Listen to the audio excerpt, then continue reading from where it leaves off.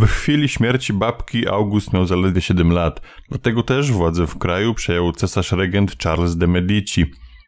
Mąż Katarzyny od 1682 doskonale poradził sobie z niewdzięczną rolą tymczasowego władcy, a zadanie miał niełatwe. Musiał przede wszystkim doprowadzić do koronacji Augusta oraz dokończyć wojnę z sułtanem przy jednoczesnym oporze ze strony części szlachty, ponieważ zmiana władcy zawsze była doskonałą okazją do przetasowań na scenie politycznej. W 1720 roku wydawało się, że wojna skończy się kolejnym, bezsprzecznym zwycięstwem Rzeczpospolitej, gdy do Warszawy dotarły wieści z Wielkiej Brytanii. Jerzy II Lubomirski zmarł niespodziewanie i lordowie brytyjscy postanowili koronować małoletniego Augusta na swojego króla. Nie zgadzała się z tym Katarina Lubomirska, starsza siostra zmarłego króla. Według niej tron powinien odziedziczyć jej syn, małoletni król Francji Ludwik XV. W ostateczności doszło do paradoksalnej wojny regentów. Francuz Karol Medyceusz prowadził Polskę przeciwko Polce Katerynie Lubomirskiej prowadzącej Francję. Powodowało to zamieszanie zwłaszcza w Wielkiej Brytanii. Wielu lordów nie potrafiło zrozumieć, czemu Francuz z rodziny Medyceuszy, odwiecznych wrogów Anglii, wydaje im rozkazy ataku na Francję, rządzoną przez siostrę ich poprzedniego króla, do tego z rodziny Lubomirskich, czyli świeżo zaakceptowanej rodziny panującej. W maju tego samego roku podpisano traktat pokojowy z Imperium Osmańskim. Grecja zyskała Kretę, osmańskie stepy podzielono między Rzeczpospolitą a Gruzją, a ta druga dodatkowo zyskała spory fragment wschodniej Anatolii.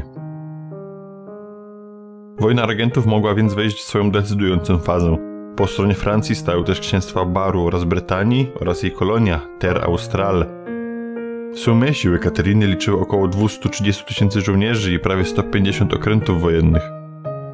To jednak nic w porównaniu do połączonych sił Rzeczpospolitej, jej wasali i sojuszników, Wielkiej Brytanii oraz jej kolonii. W sumie Karol Medyceusz miał około 830 tysięcy żołnierzy i blisko 700 okrętów do swojej dyspozycji.